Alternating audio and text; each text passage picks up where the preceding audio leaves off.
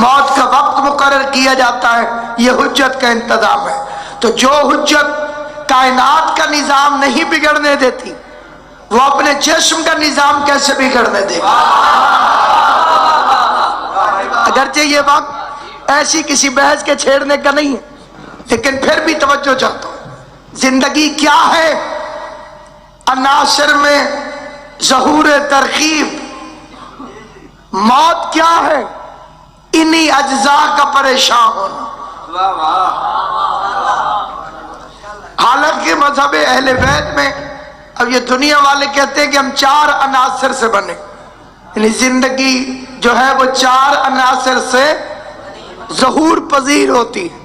اس میں گنتے ہیں آگ، پانی، مٹی، ہوا۔ تو بندے بالکل سوئے ہوئے ہیں۔ حقہ بھی انہی 4 چیزوں سے بنتا ہے۔ جنہوں نے حقہ دیکھا نہیں سنیا تو اسی، حقہ بھی انہی 4 چیزوں سے بنتا ہے، آگ سے، پانی سے، مٹی سے، ہوا سے۔ شیطان نے آدم میں ایک ہی چیز پر اعتراض کیا ہے، مٹی۔ یہ 3 کا ساتھی ہے، مٹی کا دشمن ہے۔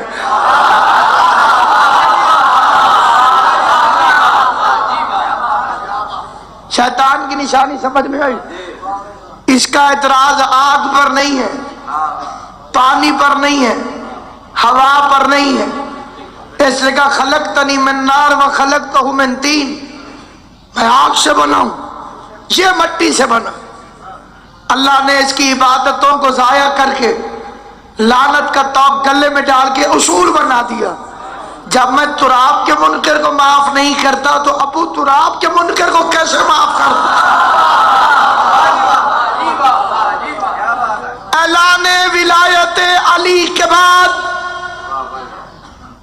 پیغمبر پر 12 قاتلانہ حملے ہوئے۔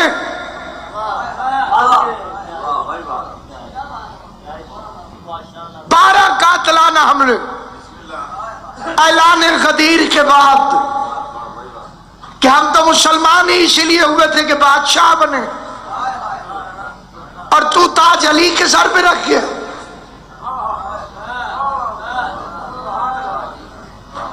چنانچہ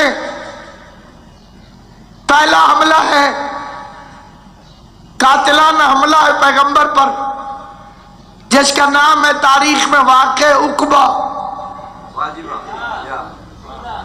یہ باتیں جو میں عرض کروں گا آپ کی خدمت میں، وہ صرف شیعہ کتابوں میں ہوں تو زیادتی ہے، پھر مجھے نہیں پڑھنی چاہیے۔ برادران اہل سنت کی کتابیں بھری پڑی ہیں کہ 12 مشتنڈوں نے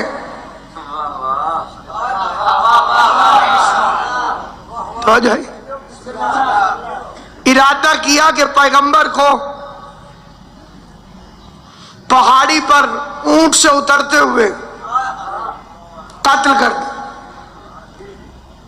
انہوں نے ایک پتھر کو لڑھکایا، دھکا دیا ایک پتھر کو، تاکہ سرکار کی اونٹنی بھدک جائے، یعنی حضور اونٹنی پر بیٹھے ہوئے اور اونٹنی سمیت پہاڑی پر چڑھ رہے، وہ اوپر کھڑے تھے اس طرح سے۔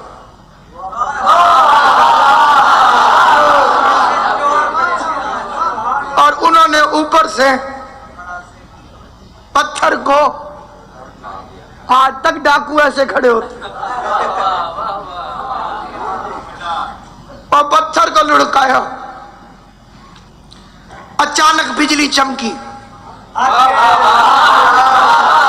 ادھر سے ہوا چلی، نقاب اتر گئے، ادھر سے بجلی چمک گئی۔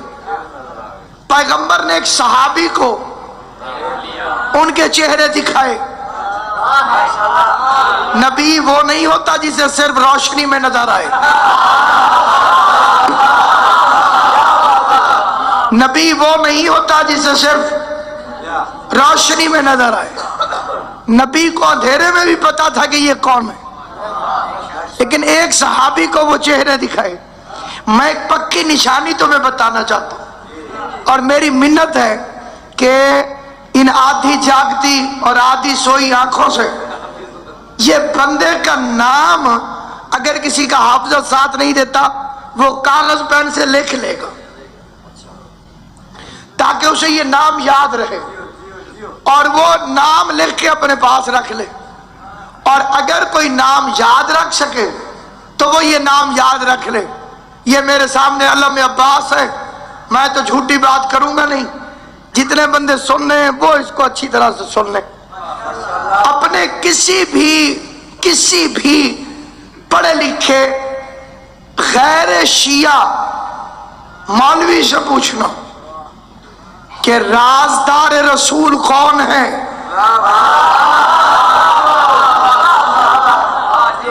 کیا جی؟ رازدار رسول کون ہے؟ تو وہ ہے حذیفہ یمانی۔ حذیفہ یمانی، پیغمبر نے حذیفہ یمانی کو وہ 12 شکلیں دکھا دی، دیکھ حذیفہ یہ منافق ہیں، یہ مجھے قتل کرنا چاہتے ہیں، حذیفہ میرا راز اپنے پاس رکھنا اور ان کے نام کسی کو نہ بتانا۔ وہ بدماش اتنے پاورفل تو تھے کہ نبی کو نام چھپانے پڑے۔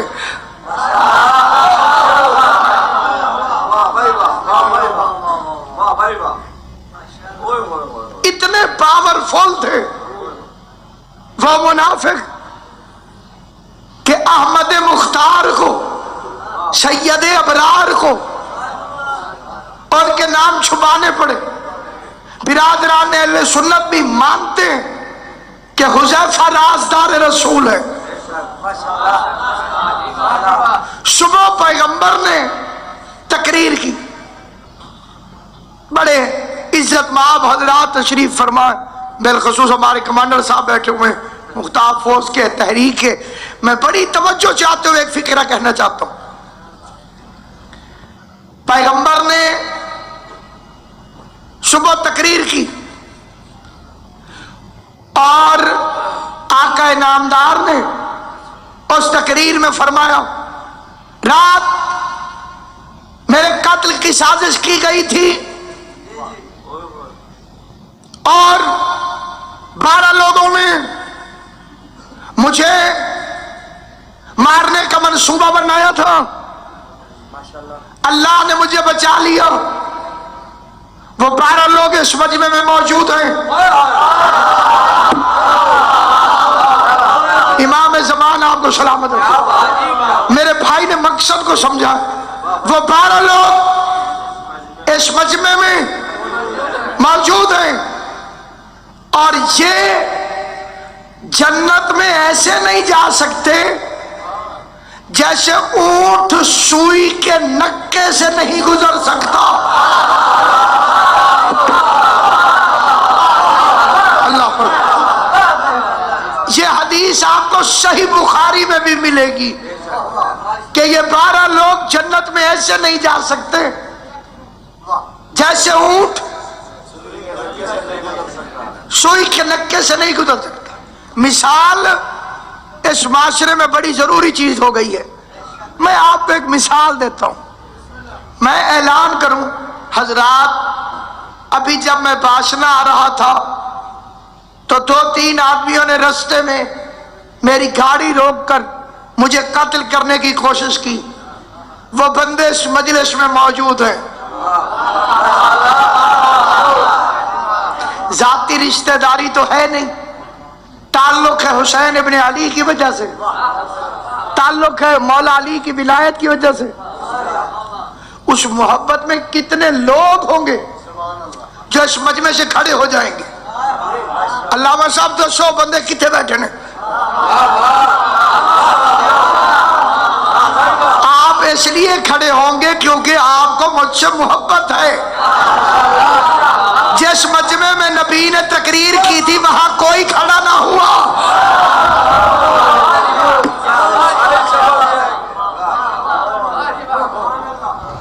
کوئی کھڑا نہ ہوا۔ ان کا کھڑا نہ ہونا اس بات کی دلیل ہے کہ وہ سازش میں شریک تھے۔ اب سنیے حذیفہ کا کیا ہوا۔ اسے بڑے بڑے لوگ اکیلے کر جاتے تھے، کس کس کو دیکھا تھا؟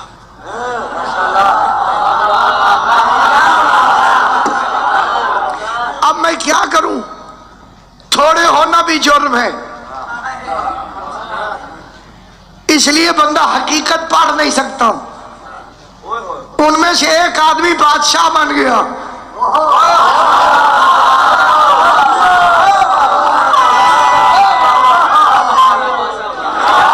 کیونکہ ابو سفیان نے کہا تھا کہ خلافت کی گیند ہاشمیوں سے نکل آئی ہے، اب ہم باری باری کھیلتے رہیں گے، تو میری طرف پھینکنا، میں تیری طرف، تو میری طرف۔ اس نے حذیفہ کو پکڑ لیا۔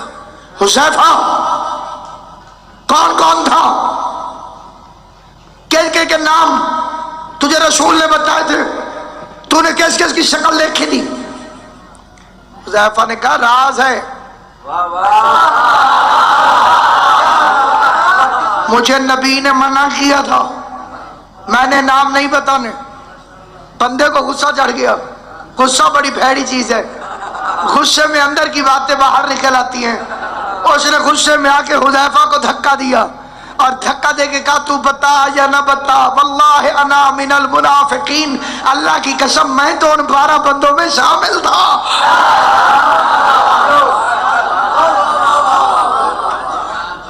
دشمنی کی وجہ علی کی ولایت، اللہ کو قسم کھانی پڑی قرآن مجید کے اندر، ستارے کی قسم جب وہ ٹوٹا، تمہارا صاحب ما ضل صاحبکم، تمہارا ماسٹر، تمہارا نبی نہ کبھی پھٹکا نہ بہکا۔ حضور یہودیوں کے ساتھ تو نہیں تھے، عیسائیوں کے ساتھ تو نہیں تھے، مشرکوں کے ساتھ تو نہیں تھے، مسلمانوں کے ساتھ تھے، تو انہوں نے کیوں کہا مصطفیٰ سے کہ تو گمراہ ہو گیا ہے؟ پیغمبر پڑھتے تھے علی کے فضائل، اور یہ بے غیرت کہتے تھے یہ تو علی کا دیوانہ ہو گیا ہے، یہ تو علی کی محبت میں پاگل ہو گیا ہے، معاذ اللہ، یہ تو ہر وقت علی کے فضیلتیں پڑھ پڑھ کے ہمیں کھا جائے گا۔ اللہ نے کہا ستارے کی قسم جب وہ ٹوٹا، میرا حبیب نہ گمراہ ہوا نہ بہکا، وما ينطق عن الهوى، یہ اپنی مرضی سے نہیں بولتا، ان هو الا وحی یوحی، میں وحی کرتا ہوں تو یہ علی کے فضائل پڑھتا ہے۔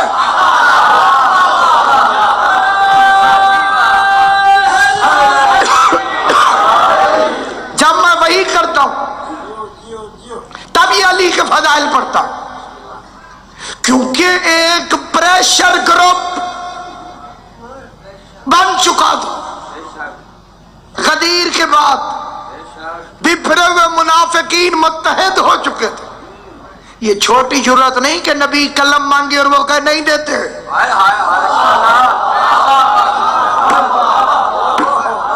اسے آپ چھوٹی جرات نہ سمجھیں کہ نبیوں کا سلطان کہے کہ مجھے قلم اور دوات دو تاکہ میں تمہیں کچھ لکھ دوں، تم قیامت تک گمراہ نہیں ہوں گے۔ حسبنا کتاب اللہ، ہمیں اللہ کی کتاب کافی ہے۔ اسٹوڈنٹ جتنا نالائق ہو استاد کا دشمن ہوتا ہے، اور اسے کتاب سے پیار ہوتا ہے۔ جتنا بھی نالائق ہو اسے جلدیں چڑھاتے دیکھو، نئی کتاب پہ نام لکھتا دیکھو، بستے کو سنبھال سنبھال کے رکھے گا، کیونکہ سکول سے بھاگ جائے تو کتابیں کچھ نہیں کہتی، استاد چھوڑتا نہیں۔ یہ جو سوئے ہوئے ہیں انہیں یاد ہوگا سکول سے بھاگنے کا زمانہ، بس سکول سے نکل گئے گھر والوں نے سمجھا سکول گئے، بستہ ٹانگ کے کرکٹ شروع. کبھی کسی بھاگنے والے کو کتاب نے کچھ نہیں کہا، ماسٹر مارتا ہے. اسی لیے نالائق کہتے ہیں استاد گندا، کتاب اچھی. وہ جو سب سے بڑا بھاگنے والا نالائق تھا،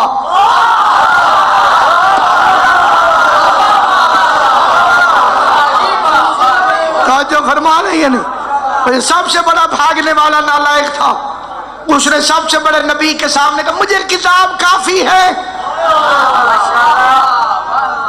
کائنات میں کہیں بھی کتاب کافی نہیں ہوتی. ڈاکٹر کیا پڑھ کے ڈاکٹر بنتا ہے؟ کتابیں. پھر ہسپتالوں میں کتابیں کیوں نہیں رکھتے ہو؟ مریض کتاب کو کہ چیک کر خواہ کیڑی دوائی کھانی چاہیے. اگلے بچے فرنٹ سیٹ تے سونا منع ہے. تھوڑی کوئی خیر، انسان تھک جاتا ہے تو سو جاتا ہے. ہر کوئی علی تو نہیں کہ مرضی سے جا کے مرضی سے سوئے.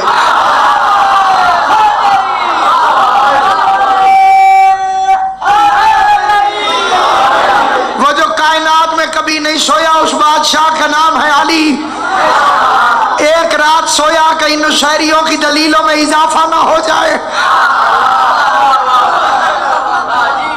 صرف ایک رات سویا اور سونا اتنا مہنگا ہو گیا.